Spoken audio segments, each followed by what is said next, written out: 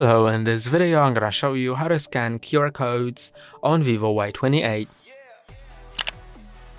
To scan QR codes, just open Google Lens. To open Google Lens, either find your Google widget if you have it on your home screen. I don't have it, so if you don't, you can just go to Google app and it's gonna work the same. You can see this search bar and this is the Google Lens icon with the camera.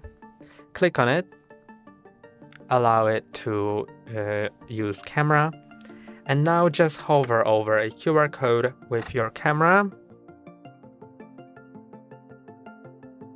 and it will display the link. You can click on it and then it opens the link.